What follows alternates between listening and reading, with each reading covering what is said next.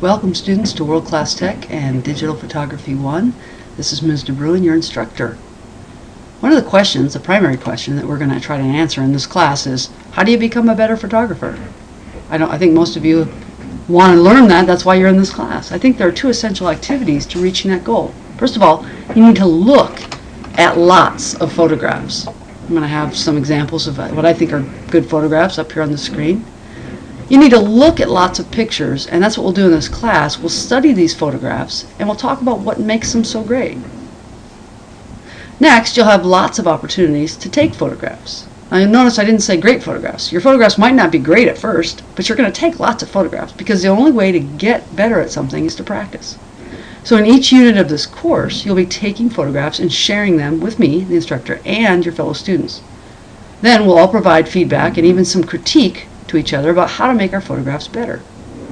A side note here, it is really important that we all approach our photography with an open mind and the belief that we can always make something better. Sometimes I work with students who don't want to hear any critique about their work. They like it the way it is. Well, it's good to like our work, but we should always be open to the advice of well-meaning people who can help us make it better. So that's the attitude I hope you'll have in this class. The desire to make your work better, always. Okay. So what will we actually do in this class? Well, like I said, we're going to study photographs, and we're going to talk about what makes them great, and we're going to take lots of photographs. But what else are we going to do? Well, let's take a look at the actual course.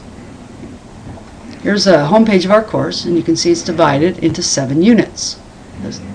We're going to begin with Portraiture, studying how to take pictures of people, because people really are the most common subject matter of our photographs. Next, we'll move on to abstract photography and something called still life photography. These can be fascinating subjects as well. Finally, we'll end with a couple units on themed photography, things that help us to make more interesting photographs or to take a bunch of pictures on the same subject matter and how to combine them together.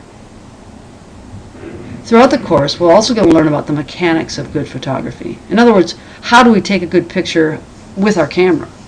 We'll talk about how to use our cameras, how to adjust shutter speed and aperture, what is depth of field and how to adjust it, how to adjust focus, and all of these things just so we can learn how to get just the right effect in our images. We'll also even talk a little bit about macro photography and what that is. By the end of this 7-week session, you'll be taking better photographs no matter what kind of camera you own. I also hope, and maybe this is even most important, I hope you'll gain a new appreciation for the amazing creation we've been given to enjoy, and you'll be better prepared to capture that beauty through the lens of your camera. Alright, enough about the class. Let's get started.